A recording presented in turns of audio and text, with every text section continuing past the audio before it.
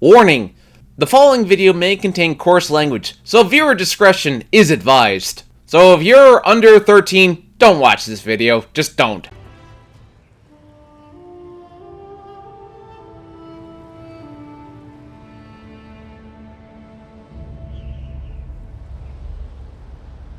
Uncharted 1 was a massive success, and one that the PlayStation 3 desperately needed with their slow launch. Uncharted 2 released 2 years later in 2009.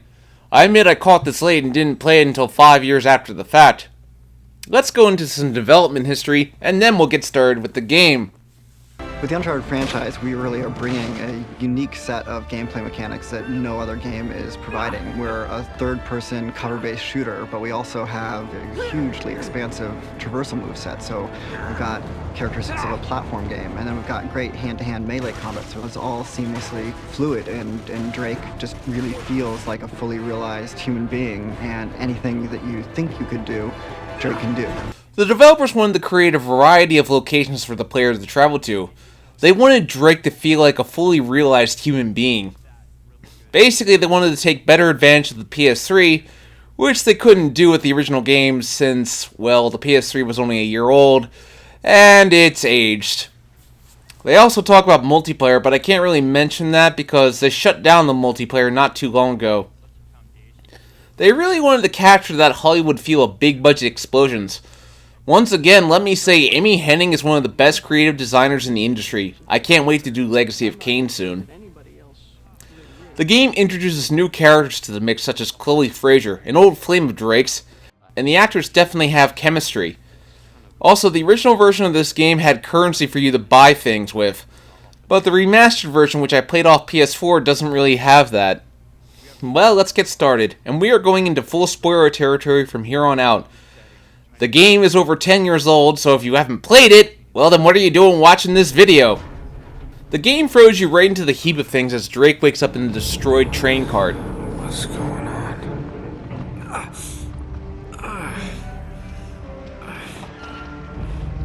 That's my blood. That's my blood. It's a lot of my blood. Yeah, amazed that you're actually conscious, although I guess by passing out your body naturally produced more blood. Kinda like Snake in Metal Gear Solid 2. The opening really throws you into the climbing mechanics right away, and the set pieces Drake has to climb up a collapsing train cart before it falls over makes a rather exhilarating moment. It's a moment that's meant to give the player tension and dread as they are no doubt wondering, where are we? What happened? Did I miss something? It's a good way of creating questions that need to be answered later.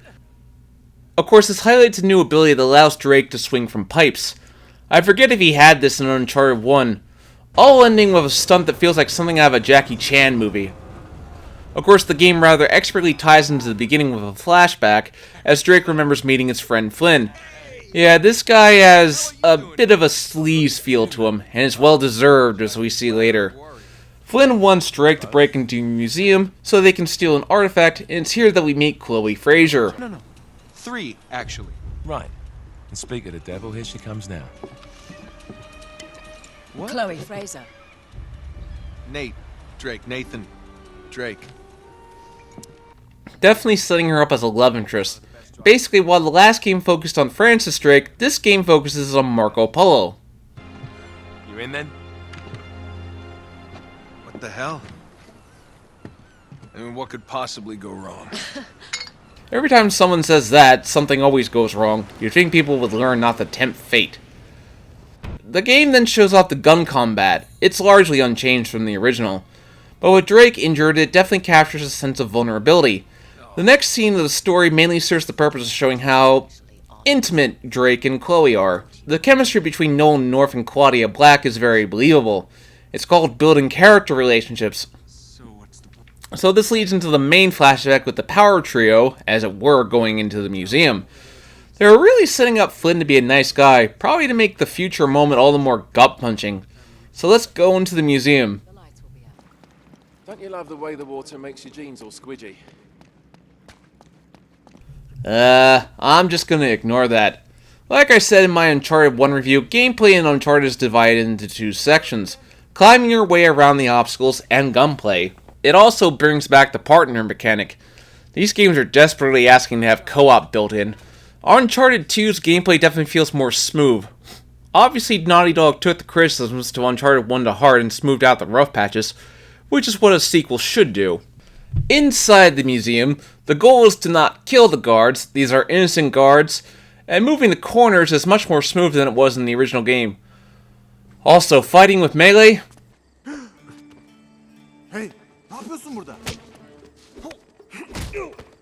much more satisfying. The combat is much more fluid too.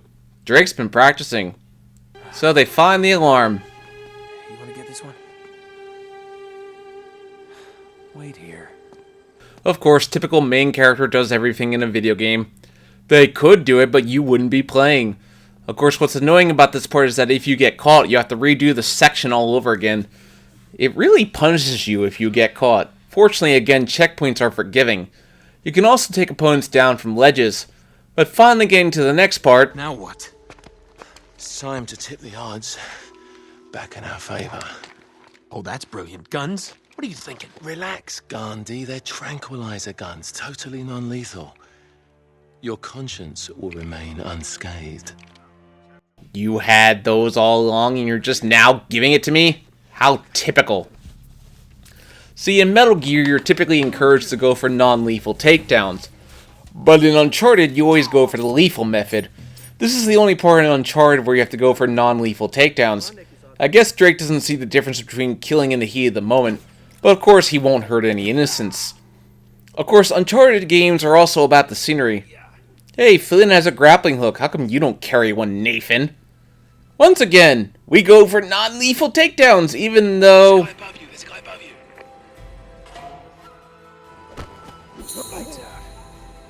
There's a guy below you, there's a guy below you. That should be fatal. In no time, Nate and Flynn reach the artifact, but the scene serves the purpose of showing Drake's smarts and setting up how Flynn... Detail. Didn't you, partner? So what are you gonna do, shoot me now? No, I just need you out of the way for a little while. Shit. You think I didn't know about the ships from the beginning? Any schoolboy could have figured that out. He is a real douchebag. Obviously intended to be a gut punch. So the chase scene is appropriately tense, even if the guards have sniper rifles. Rather extreme for museum guards, I would say. Not that it really matters. So Nate spends 3 months in jail, but is broken out by Victor Sullivan. Anytime this guy enters the screen, I immediately get happy. Coley and Sully get Nathan out of jail because they found the shits, but it's time for Nathan Drake to go to work. They'll never see it coming. Yeah, well, payback's a bitch. I always get reminded of Indiana Jones whenever I play Uncharted. Always about the MacGuffin that they're after. So now Nathan Drake and Sully team up again and it's a glorious sight to behold. This segment serves to get you back into the groove of proper Uncharted gunplay with being back to lethal takedowns. But it's back to the familiar with lush forests. Though it's fun to do stealth takedowns for a while, eventually you go back into the gunslinging style. The Magnum gun is great for takedowns, but you can never go wrong with the shotgun. Just does so much damage. I do love how if you take too long to do your objective, the game will flat out tell you, "Hey stupid! This is what you're supposed to do!" The game also once again uses its partner mechanics rather well. Come on, gorgeous, jump up. You got a great ass, Sully. You were looking? What follows is basically an in-game tutorial for how to fight with your fists. The hand-to-hand system is much improved. You can even counter an enemy's attack much like in the Batman Arkham games. This and Arkham Asylum came out around the same time, I believe. In close conjunction, if I remember correctly. Really, what the game serves to do here is establish Lazarevich, and just how axe-crazy he is. You would betray me for this? No, Zoran, I can't explain. No need.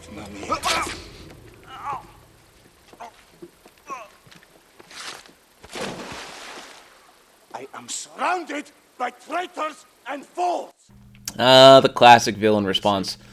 Just like in Arkham Asylum, you can do corner takedowns, which I find satisfying to pull off, but entirely situational, which works if the opportunity is available. The health bar works the same as it did before. It's a luck meter. Bullets just whiz by him. Incredible luck. Lazarevich is determined to find Shambhala. Obviously with Uncharted, the typical plot is Nathan Drake wants some kind of treasure, but the bad guys want it too. Just like Indiana Jones. The next part consists of using grenades, which are much needed improvements over the original. Reloading is never an issue as the game throws ammo at you. The next section of the game does a good job world building with a blue flame that can read anything. Of course, its main purpose is to help you find the MacGuffin. Jeez, I'm getting the Rise of Skywalker flashbacks to this thing.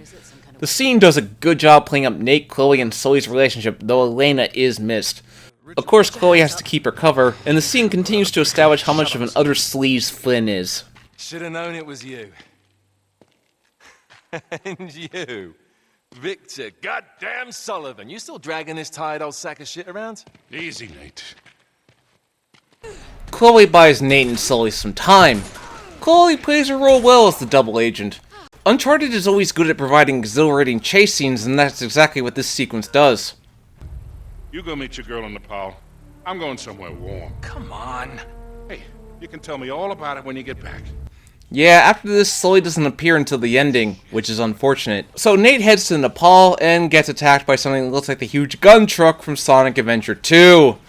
What I like about this area is the environments. Uncharted is no stranger to variety, and the plot makes sense to move here, which is something Uncharted 3 doesn't do as well, but we'll get to that. Uncharted 2 does provide new ways to climb, such as vaulting over a wall.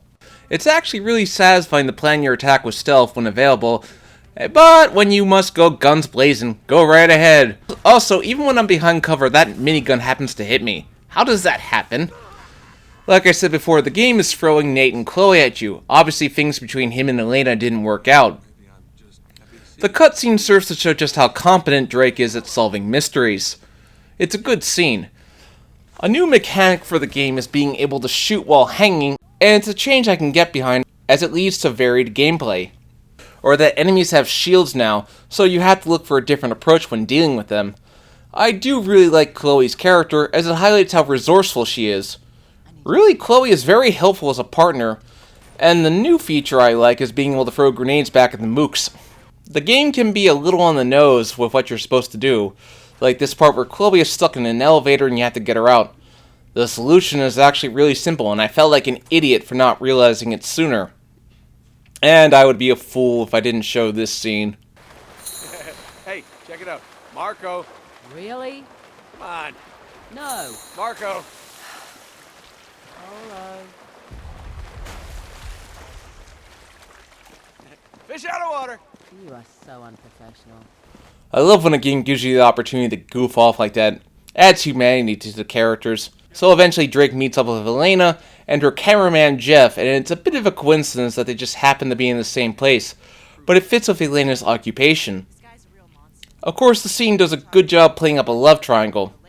Chloe is characterized as wanting to do everything to get the mission done, but Drake won't leave anyone behind, and this comes into play later. The game does a good job of using these gas canisters to your advantage.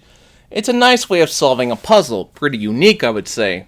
So the gang gets inside and finds a huge statue, which in Uncharted is typically a puzzle that's about to be solved. I actually really like this puzzle. It's a good combination of Drake's skills. We've done it. Well, technically I did it. Well, yeah, classic. I have to do all the work. The next puzzle, where you have to bounce the lead around the room, took a few tries, and it's a tedious puzzle. But it is different, and each puzzle should feel unique. It's just such a long puzzle.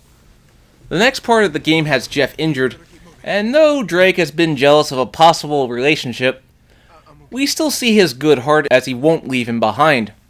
It's a way to make your hero likable while still being a three-dimensional character. Though Chloe wants to leave him behind, it sets up a nice character arc for her. Of course, it again shows how much of an ass Flynn is. Unbelievable. You just can't help yourself, can you? I guess that makes us even. Lazarevich and Drake finally meet, and though he doesn't get much screen time, his actions show just how much of a reprehensible villain he is. Shame.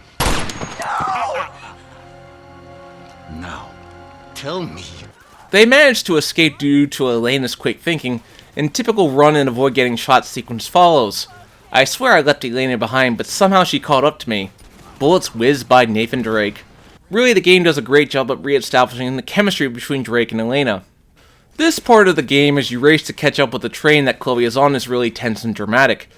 It took a minute for me to realize I was supposed to stay put and wait for Elena to come by, The train has got to be my favorite set piece of the whole game, as it just creates an exhilarating atmosphere with exciting moments, and a fist fight to end it off. Nate catches up to Chloe, and Flynn once again rubs in just how much of an utter bastard he is. The two on yours. Good luck with Flynn. Deserve each other. You know, I can't believe... No. You just don't know when to quit, do you? No, I really want to kill this SOB. This catches you up to the beginning of the game. A nice little how we got there. Nate would have died here, but he's found and rescued by the village chief leader, Tenzin. No relation to the Legend of Korra character. The village is a nice little safe haven.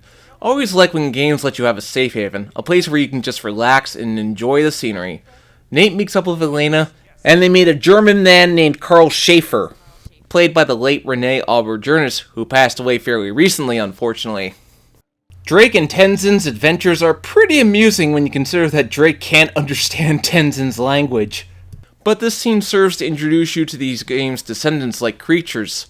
But it's mainly a distraction, as when you go back to the village you find it under attack, which really serves to make you hate Lazarevich. I like when a game engrosses you into the narrative and makes you care about the characters in the world. Lazarevich has captured Karl, and Nate and Elena must go rescue him. What I will say about this section is that Nate and Elena once again make for a good team. Even though dodging constant sniper rifles is a bit annoying, though Elena is immune to anything. I just love how I caused an entire building to collapse. Whoa! Holy shit, did I do that? Yes, I did. Thank you, Nate. Easy. Drake and Elena reach Schaefer, but find that he has been mortally wounded, and his death serves as another way to make you hate Lazarevich. You have to believe. Schaefer. Oh, Nate.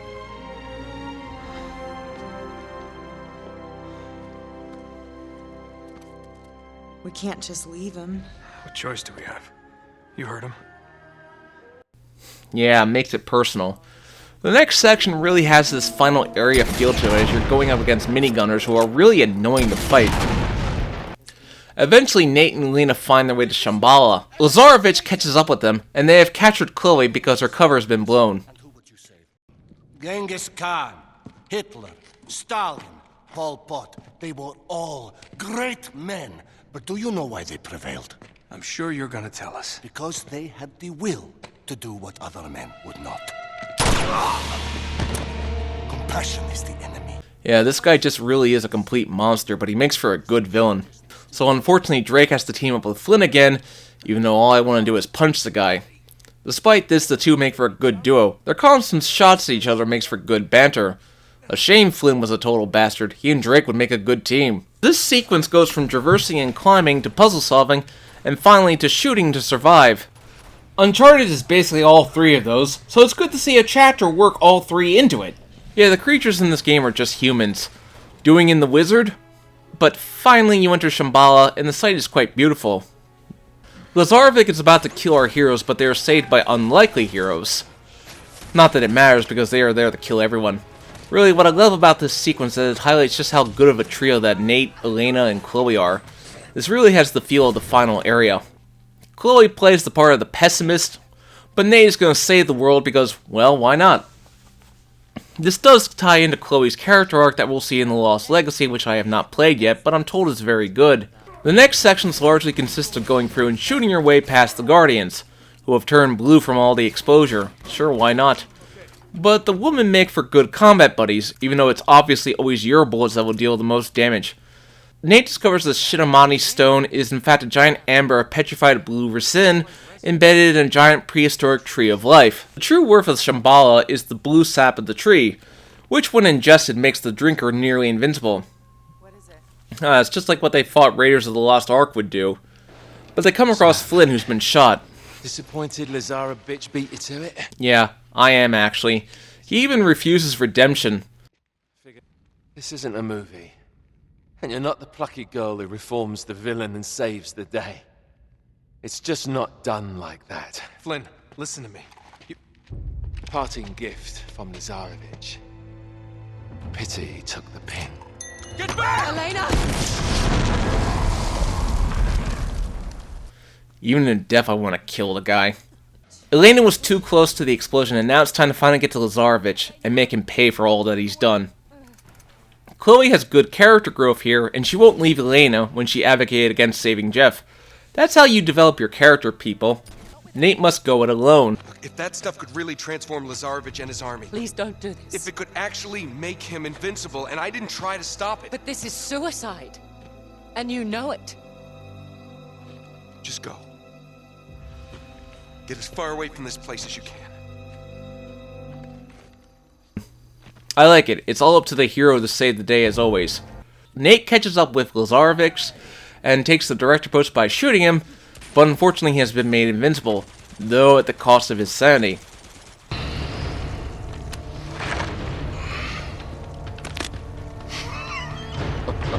Oh, shit. The final boss here is unique. You can't fight him directly, that's suicide. You're supposed to run and make him chase you while you shoot the sap and hurt him. What I really like about the fight is that Lazarevich's sanity gradually unravels as the fight goes on and you deal more damage.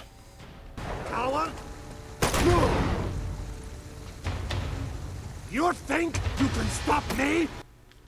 My classic villainous meltdown. You will not stand in the way of destiny! Of course, landing the final blow gives Lazarevich his just desserts at last. Do it! No. You don't have the will. Maybe not. But they do.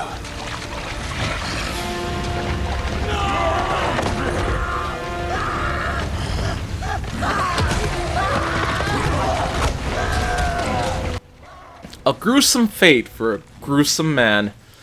So Nate manages to escape, but of course everything is collapsing around him. But no sweat, Nathan Drake has saved the world and Chloe and Elena are fine if a bit injured. They try to make you think that Elena has died, but in the scene that follows she's perfectly fine. So a fake out. Sully shows up. I wonder what the hell you were doing all this time.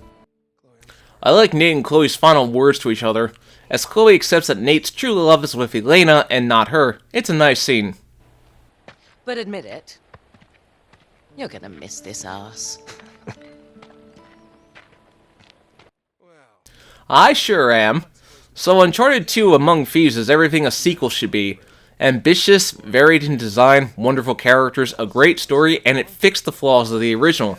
I would recommend you start with Uncharted 1, because you need to see the character relationships build on from the first game, but Uncharted 2 is a terrific game. On a scale of 1 to 10, how scared were you that I was gonna die? 4? 4? Yeah, why? A 4. Yeah. You were at least an 8. An 8? You were a total 8. An 8? Those Guardian things were an 8. Are you kidding me? Yeah, those were terrifying. What's a 10? Clowns? Clowns over my death? I hate Clowns? clowns. I hate clowns. Oh my word. You thought I was dead. No. No, you thought I was No, gone. Yes, no. you did. No, I saw had you all shed along. tears. You shed a bunch of them. Tears? It was raining. No, it was not. You were unconscious and it was It raining. was totally sunny out and you were bawling. It wasn't sunny. You were unconscious. Whatever. I kept your tears in a jar. I have proof. I'll give you 5. How's that? Ah, chemistry. Thanks for watching. If you liked the video, hit that bell, like, and subscribe button. If you want updates on videos, follow me on Twitter, or join my Discord, which is provided in the description. See you later.